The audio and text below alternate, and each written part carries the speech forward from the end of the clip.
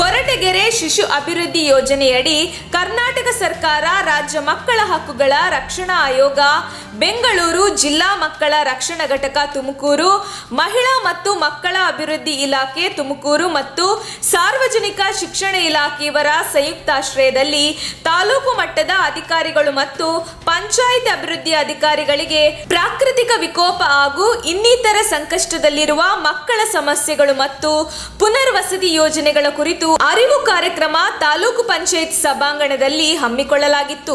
ಗ್ರಾಮ ಪಂಚಾಯತ್ ಮಟ್ಟದಲ್ಲಿ ಕಾವಲು ಸಮಿತಿ ಪ್ರತಿ 3 ತಿಂಗಳಿಗೊಮ್ಮೆ ನಡೆಸುತ್ತಿದ್ದು, ಇದರಲ್ಲಿ ಸಾಮಾಜಿಕ ಸಮಸ್ಯೆಗಳಾದ ಬಾಲ್ಯ ವಿವಾಹ, ಮಹಿಳೆಯರ ಮತ್ತು ಮಕ್ಕಳ ಅನೈತಿಕ ಕಳ್ಳಸಾಗಣಿಕೆ, ಪೋಕ್ಸೋ ಕಾಯ್ದೆ, ಮಕ್ಕಳ ಸಮಗ್ರ ರಕ್ಷಣೆ ಹೀಗೆ ಹಲವು ವಿಷಯಗಳಾದ ಮಹಿಳೆ, ಮಕ್ಕಳು ಮತ್ತು ವೃದ್ಧರು ಹಾಗೂ ದೌರ್ಜನ್ಯಕ್ಕೆ ಒಳಗಾದವರ ಬಗ್ಗೆ ಮಾಹಿತಿ ಪಡೆದು ಚರ್ಚಿಸಬೇಕು ಮತ್ತು ಸಮಸ್ಯೆಗಳು ಬಾರದಂತೆ ಕ್ರಮ ವಹಿಸಬೇಕು. ಪಂಚಾಯತ್ ಅಭಿವೃದ್ಧಿ ಅಧಿಕಾರಿಗಳು ಜನಸಾಮಾನ್ಯರಿಗೆ ಹತ್ತಿರವಿರುವುದರಿಂದ ಹೆಚ್ಚಿನ ಜವಾಬ್ದಾರಿ ತೆಗೆದುಕೊಂಡು ಪೋಷಕರಿಗೆ ಅರಿವನ್ನು ಮೂಡಿಸಬೇಕು. ಇತ್ತೀಚಿನ ದಿನಗಳಲ್ಲಿ ಪ್ರಾಕೃತಿಕ ವಿಕೋಪಗಳು ಹೆಚ್ಚಾಗಿದ್ದು ಮುಂಜಾಗ್ರತಾ ಕ್ರಮ ವಹಿಸಬೇಕು. ಹಾಗೆಯೇ ಸರ್ಕಾರದಿಂದ ಸಿಗುವ ಸೌಲಭ್ಯಗಳನ್ನು ಅರ್ಹ ಫಲಾನುಭವಿಗಳಿಗೆ ತಲುಪಿಸಬೇಕಾದ ಜವಾಬ್ದಾರಿ ಅಧಿಕಾರಿಗಳಾದ ನಿಮ್ಮ ಜವಾಬ್ದಾರಿ ಎಂದು ಶಿಶು ಅಭಿವೃದ್ಧಿ ಅಧಿಕಾರಿ ಅಂಬಿಕಾ ತಿಳಿಸಿದರು.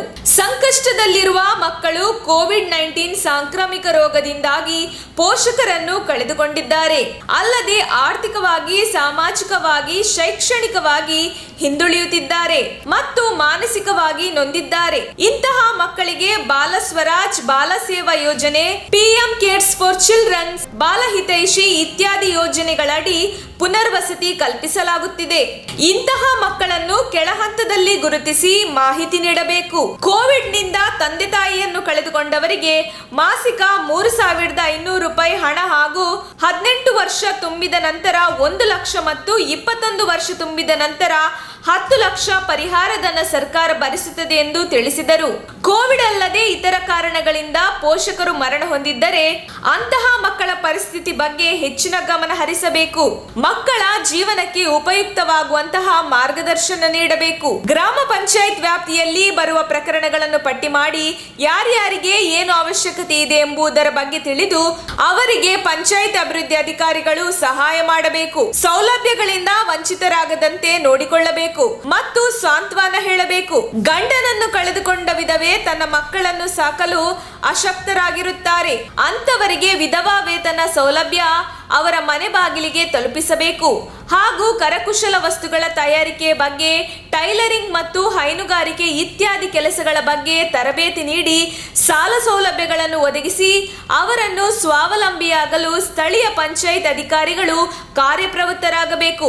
ಅಲ್ಲದೆ ಗ್ರಾಮ ಮಟ್ಟದಲ್ಲಿ ಕಾವಲು ಸಮಿತಿ, ತಾಲೂಕು ಮಟ್ಟದಲ್ಲಿ ಸಮನ್ವಯ ಸಮಿತಿ ಸಭೆ ನಡೆಸಿ ಸಭಾ ನಡಾವಳಿಯಲ್ಲಿ ನಡೆದ ಪ್ರಕರಣಗಳ ಬಗ್ಗೆ ದಾಖಲಿಸಬೇಕು. ಶಾಲೆಯಿಂದ ಹೊರಗುಳಿದ ಮಕ್ಕಳನ್ನು ಶಾಲೆಗೆ ದಾಖಲಾಗುವಂತೆ ಮತ್ತು ಕೊಳಗೇರಿ ಪ್ರದೇಶದಲ್ಲಿನ ಮಕ್ಕಳನ್ನು ಗುರುತಿಸಿ ಏನೆಲ್ಲ ಕೃತ್ಯಗಳಿಗೆ ಬಲಿಯಾಗುತ್ತಿದ್ದಾರೆ ಎಂಬುದನ್ನು ಅರಿತು ಅವರನ್ನು ಸಂರಕ್ಷಣೆ ಮಾಡಬೇಕು ಎಂದು ತಿಳಿಸಿದರು.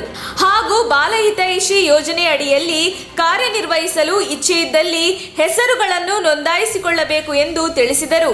ಅತಿವೃಷ್ಟಿ, ಅನಾವೃಷ್ಟಿ, ಬೆಂಕಿಯ ಅವಘಡಗಳು, ಸಾಂಕ್ರಾಮಿಕ ರೋಗಗಳು, ಬಾಲ್ಯ ವಿವಾಹ, ದೌರ್ಜನ್ಯಕ್ಕೆ ಒಳಗಾಗುವುದು ಇತ್ಯಾದಿಗಳಿಗೆ ಬಲಿಯಾದ ಮಕ್ಕಳನ್ನು ಸಂರಕ್ಷಿಸುವುದು ನಮ್ಮೆಲ್ಲರ ಆದ್ಯ ಕರ್ತವ್ಯವಾಗಿದೆ ಎಂದು ತುಮಕೂರು ಜಿಲ್ಲಾ ಮಕ್ಕಳ ರಕ್ಷಣಾಧಿಕಾರಿ ವಾಸಂತಿ ಉಪ್ಪಾರ್ ತಿಳಿಸಿದರು. ನಾನು ವಾಸಂತಿ ಉಪ್ಪಾರ್, ಜಿಲ್ಲಾ ಮಕ್ಕಳ ರಕ್ಷಣಾಧಿಕಾರಿ ತುಮಕೂರು. ನಾವು ಈ ಕೋವಿಡ್-19 ಸಾಂಕ್ರಾಮಿಕ ರೋಗದ ಹಿನ್ನೆಲೆಯಲ್ಲಿ ಹಲವಾರು ಕುಟುಂಬಗಳಲ್ಲಿ ದುಡಿಯೋ ವ್ಯಕ್ತಿಗಳನ್ನು ಕಳೆದುಕೊಂಡು ತುಂಬ ಕಷ್ಟದಲ್ಲಿ ಇದ್ದಾರೆ. ಸೊ ಅಂತಹ ಕುಟುಂಬಗಳಲ್ಲಿನ ಮಕ್ಕಳು ಮುಂದಿನ ದಿನಗಳಲ್ಲಿ ಯಾವುದೇ ರೀತಿಯ ಸಂಕಷ್ಟಗಳಿಗೆ ಸಿಲುಕದಂತೆ ಅಂತಹ ಮಕ್ಕಳನ್ನು ಗುರುತಿಸೋದು, ಅವರ ಒಂದು ಆರೈಕೆ ಹಾಗೂ ಅವರ ಶಿಕ್ಷಣವನ್ನು ಮುಂದುವರಿಸೋದು, ಯಾವುದೇ ರೀತಿಯ ಬಾಲಕಾರ್ಮಿಕತೆ ಅಥವಾ ಲೈಂಗಿಕ ದೌರ್ಜನ್ಯ ಅಥವಾ ಇನ್ನಿತರೆ ರೀತಿಯ ದೌರ್ಜನ್ಯಕ್ಕೆ ಒಳಗಾಗದಂತೆ ತಡೆಯುವುದರ ಜೊತೆಗೆ ಆ ಒಂದು ಕುಟುಂಬದ ಪುನರ್ವಸತಿ ಹಾಗೂ ಮಕ್ಕಳ ಪುನರ್ವಸತಿ ಮಾಡುವ ಉದ್ದೇಶದಿಂದ ನಾವು ಎಲ್ಲ PDOs ಹಾಗೂ ತಾಲೂಕು ಮಟ್ಟದ ಅಧಿಕಾರಿಗಳಿಗೆ ಇಂತಹ ಕುಟುಂಬಗಳನ್ನು ಗುರುತಿಸಿ ಅವರಿಗೆ ಪುನರ್ವಸತಿಗೊಳಿಸುವ ಒಂದು ಉದ್ದೇಶದಿಂದ ಕಾರ್ಯಕ್ರಮವನ್ನು ಹಮ್ಮಿಕೊಂಡಿದ್ದು, ವಿವಿಧ ಕಾರ್ಯಕ್ರಮಗಳು ಅಂದರೆ ನಮ್ಮ ಇಲಾಖೆಯನ್ನು ಅನುಷ್ಠಾನಗೊಳಿಸುತ್ತಿರುವ ಕಾರ್ಯಕ್ರಮಗಳ ಬಗ್ಗೆ ಅವರಿಗೆ ಅರಿವನ್ನು ಇವತ್ತು ಮೂಡಿಸಿದ್ದೇವೆ.